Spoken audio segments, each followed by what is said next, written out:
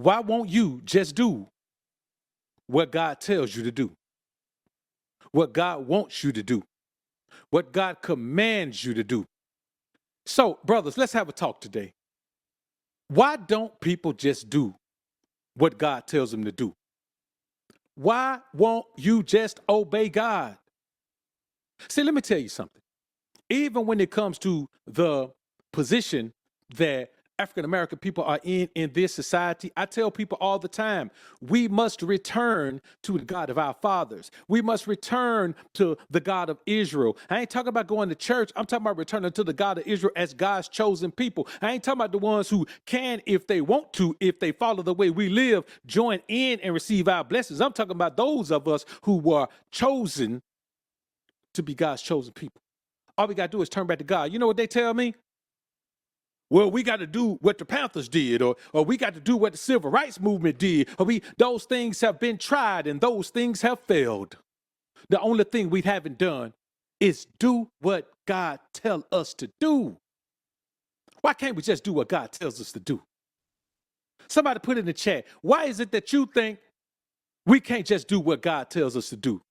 Famo, why can't we just do what God tells us to do? What's the big deal? What's so hard about it? Somebody tell me now why we can't just do what God tells us to do. Because see, you remember, God commands you to separate from people who block your blessings. Now, how do they block your blessings? Because when you add them to your life, they already blocking their own blessings. So that means blessings don't come their way. So why are you choosing to invite those people into your life? Why are you choosing to tell yourself that you are not who you are? You are not what you are. You do not stand where you stand. You do not belong where you belong. Why are you having such a hard time doing what God tells you to do?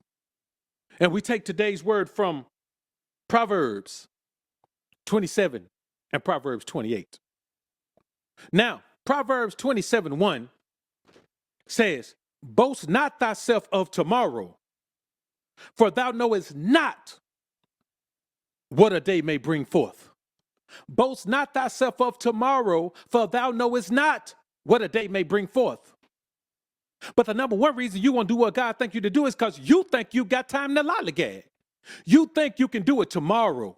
Haven't you heard the old saying, never put off for tomorrow what you can do today? That means you don't know if tomorrow coming, so you better do it today. And some may say, well, if tomorrow ain't coming, then it don't matter what I do today. What you're supposed to do today may save tomorrow for you.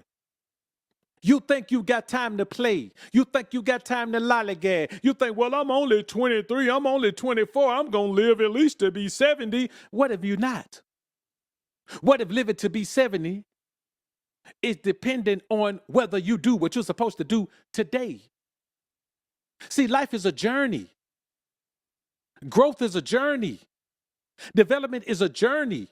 You don't get to say, okay, I'm going to start when I get 30 and I'm going to suddenly be where I'm supposed to be. No, if you start at 30, you're going to have the development of a 22-year-old. Why be 30 and start from 22? Well, you can be 30 and start from 42 if you start right now. So the number one reason is you think you got time to lollygag. And again, boast not thyself of tomorrow, for thou knowest not what a day may bring forth. The second reason is that you feel entitled to things you didn't earn because of your feelings. You believe if your feelings are hurt, God should show pity on you and give you something you didn't earn. You believe if somebody crossed you, then God should have pity on you and give you something you didn't earn. You believe that if someone didn't give you what they said they were going to give you, that God should take pity on you and make the difference up. That's not how God works. When someone does something to you, God punishes them. That's your reward. That God sees you in a positive enough light that you have found enough grace in the sight of God that he punishes those who offend you. He ain't got to come give you nothing. God don't owe you for what your parents did or didn't do. God don't owe you for what your husband or wife did or didn't do. God don't owe you for what your no good friends did or didn't do. God owes you the promises he gave you in this book. If you live this way, these things you will be blessed with. Sunday, Sunday, we'll cover Deuteronomy 28, the entire chapter. All of the blessings and all of the curses that God promised to bestow upon the children of Israel, depending on whether they live by his word or not, depending on whether they kept his laws or not. Deuteronomy 28, the entire chapter, Sunday, 12 p.m. Central Standard Time, Sunday sermon, Deuteronomy 28, be there. Don't miss it. So what your parents wasn't the parents they were supposed to be. All that stuff gave you the character that you're going to need to be who God wants you to be. Let me tell you something. Why you think the people who have the perfect upbringing and grow up with the silver spoon in their mouth sometimes mess up worse than anybody else? Because they had it easy. Anytime you have it easy, you can't make it through nothing tough. See, you got to have the hard part of life when you young. You got to be able to look back and say, I made it through that. Now I'm here. If you ain't never been through nothing, you're not going to get 40 years old and suddenly face hard times and be able to handle it the proper way. Stop thinking that everything you've gone through is supposed to be fixed. Some of those things are supposed to make you strong. Some of those things are supposed to make you resilient. Some of those things are supposed to make you determined. Some of those things are to help you develop discernment. Some of those things that will help you develop integrity. Some of those things that will help you develop selfishness. Some of those things that will help you develop understanding, wisdom, knowledge. The things that God needs to fix for you, he fixed them already.